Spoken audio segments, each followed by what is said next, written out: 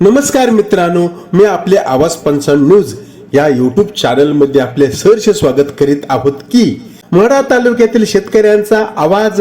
कुर्डवाडी प्रांत कार्यालयावर घुमणार. बातमी अशी आहे की माढा तालुक्यातील स्वाभिमानी शेतकरी संघटनेने त्यांचे नव्या जुन्या अशा विविध मागण्यांचे निवेदन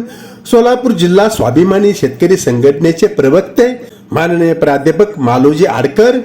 तसेच संघटनेचे जिल्हाध्यक्ष माननीय शिवाजी भाऊ पाटील, तसेच जिल्हा कार्याध्यक्ष माननीय अजिनाथ परबत या सर्वांनी माढा तालुक्याच्या प्रांत अधिकारी माननीय जयश्री आव्हाड मॅडम यांना दिनांक 16/3/2026 रोजी देण्यात आले. यावेळी संघटनेचे जिल्हा समन्वयक माननीय सिद्धेश्वर घुगे,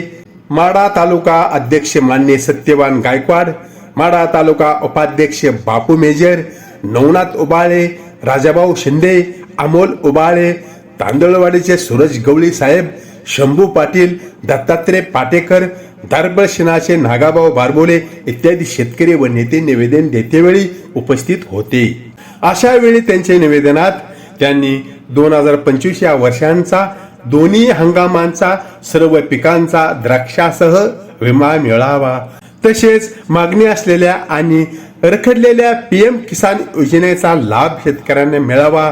तसेच गेलेल्या 2025 सालातील अतिवृष्टीमुळे आलेल्या महापुराच्या वेळी खरडून गेलेल्या रानांचे पैसे राहिलेल्या सर्व शेतकऱ्यांना मिळावेत, तसेच ग्रामीण भागातील खंडित वीज पुरवठा कमी करण्यात यावा आणि सुरळीत वीज पुरवठा करण्यात यावा, तसेच वारंवार होणारी कोल्हापूर बंदरांची गळती थांबवून बंधारे पूर्ण क्षमतेने भरून देण्यात यावेत, तसेच शेतकऱ्यांना त्यांचे कृषी पंपांना दिवसा अखंडित 10 तासांचा उच्च दाबाने वीज पुरवठा करण्यात यावा, तसेच पाणी न वापरता अवास्तव आकारणी केली जाणारी पाणीपट्टी माफ करण्यात यावी, तसेच 2025 सालातील अतिवृष्टीमुळे विहिरीत गेलेला गाळ काढण्यासाठीची भरपाईची रक्कम शेतकऱ्यांना देण्यात यावी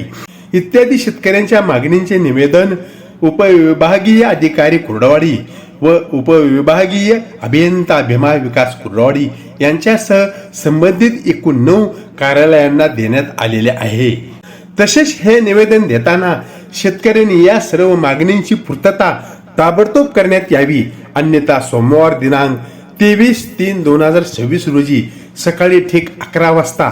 आपले प्रांत कार्यालय कुर्डवाडी येथे हलगीनाद आंदोलन करणार आहेत, याची सूचना शेतकऱ्यांनी त्यांच्या निवेदनात केलेली असून याची सर्व जबाबदारी ही प्रशासनाची राहील, असाही इशारा शेतकरी संघटनेने दिलेला आहे.